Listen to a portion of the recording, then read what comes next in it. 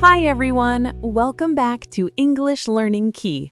I'm Anna, and today we have something super fun and exciting for you. Fun English challenges. Hi, everyone. Oh, wow, Anna, this sounds amazing. I love challenges, but also I feel a little nervous. Don't worry, David. These challenges are designed to help you practice English, think creatively, and have fun at the same time. You don't need to be perfect. The most important thing is to try, speak confidently, and enjoy yourself. Okay, now I'm curious. What kind of challenges are we talking about? We will do several mini games today. Some will help you describe things, some will help you tell stories, and some will improve your speaking speed and confidence. For example, we'll describe pictures, tell stories using just a few words, create fun stories with ideas, and even answer rapid questions. That sounds exciting, but a little scary too. I hope I don't mess up. That's okay, David. Mistakes are part of learning. You will get better each time you practice. Let's start with a simple challenge. Imagine you have a picture in front of you, like a park or a classroom, and your task is to describe everything you see in English. You can start with big things like trees, buildings, or people, and then move to small details like what the people are doing, what they are wearing, or their expressions. Oh, I see. So instead of just saying there is a tree, I could say there is a tall green tree near the playground. A little boy is reading a book under it, and he looks very happy and relaxed. Exactly, David. You can also add feelings, emotions, or even imagine small stories about the scene. For example, the girl is smiling because she is playing with her puppy, and the sun is shining brightly in the sky. Try to speak for at least 1 minute about any picture. It's okay if you pause or think a little. Over time, you will get faster and more confident. Okay, that sounds doable. I think I can try describing my classroom or a photo I have on my phone. I like that this challenge makes me notice small details. Yes, that's the goal. The next challenge is even more fun. It's called Tell a Story Using Only 5 words. At first, it may sound impossible, but the trick is that you take those 5 words as the main points of your story and then build sentences around them. For example, if the words are dog, park, rain, ball, and friend, you can say, my dog and my friend went to the park. It started raining, but we kept playing with the ball and laughed a lot. Oh, that's clever. So the 5 words are just the idea, and I can add as many words as I need to make the story interesting. Exactly. You can also use words that are completely random, like school, music, cake, bicycle, and surprise. Then you can create a story like, yesterday I rode my bicycle to school. My friends sang music for me and they gave me a cake. It was a wonderful surprise and I felt very happy. That's really fun. I feel like I'm using my imagination a lot and practicing English at the same time. Yes, that's the magic of these challenges.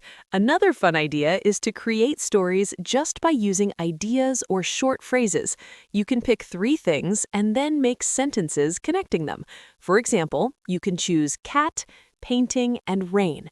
Then say, I took my cat outside to paint under the rain.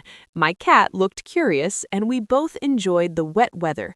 Later, I went inside and drank hot chocolate while looking at our artwork. Oh, I like that. It makes English feel creative, not just memorizing words. Exactly.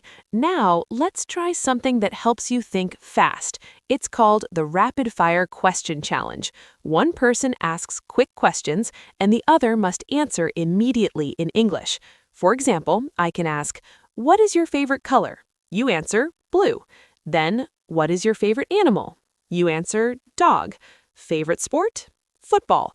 You have to answer fast without thinking too much. This helps your brain get used to speaking quickly and naturally. Oh, that sounds like a game. I like games. I can see how this will help me speak without stopping to think of every word. Yes, you can make it more fun by timing yourself. Try answering 10 questions in 30 seconds. You will notice improvement over time, and it's a great way to practice fluency. Another challenge is the 1-minute opinion challenge. Pick any topic, like your favorite food, a season, or a holiday destination, and talk about it for 1 full minute. Give reasons and examples. For instance, my favorite food is pizza because it is cheesy and delicious. I like to eat it with vegetables or chicken, and sometimes I share it with my friends. Pizza makes me feel happy, and I enjoy trying different toppings. Oh, that helps me practice giving reasons in English, not just saying one word. I can explain more, and I feel like I'm really having a conversation. Exactly. You can also do fun topics, like if you could have a superpower, what would it be? Or describe your dream holiday. This challenge improves your vocabulary, fluency, and creativity. Another great challenge is the tongue twister challenge. Tongue twisters may sound difficult, but they are excellent for pronunciation. For example, try saying, "She sells seashells by the seashore," or Peter Piper picked a peck of pickled peppers. At first, speak slowly, then gradually increase your speed. It will help your mouth and brain work together while speaking English.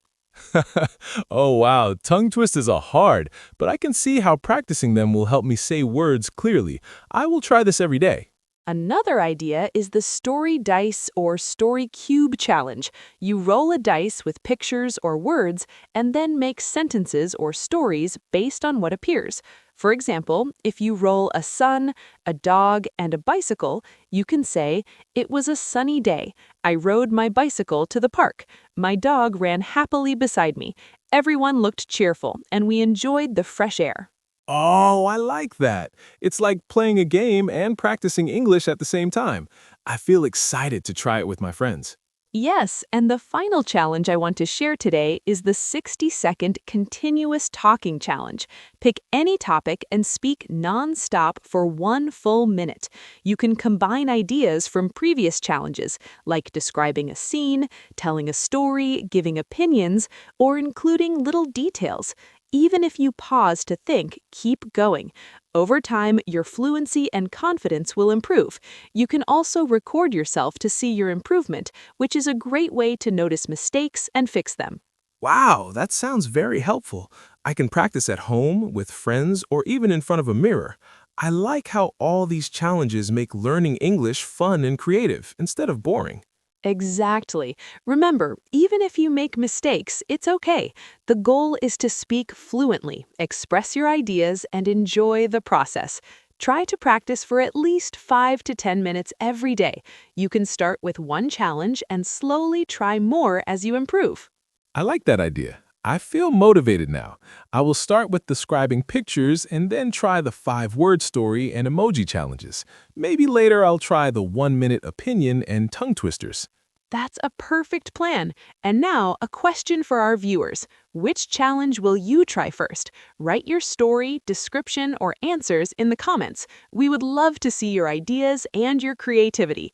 Practice every day, have fun, and soon you will notice that speaking English becomes easier and more natural. Yes, even a few minutes every day will make a big difference. You can do it at home, in school, or with friends online. Don't be afraid to make mistakes, just keep trying. That's right. Confidence, practice, and enjoying the learning process are the most important things.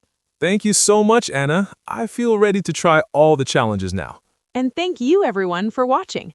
Don't forget to like, subscribe, and share this video so your friends can join the fun English challenges too. See you next time. Bye-bye. Bye, everyone.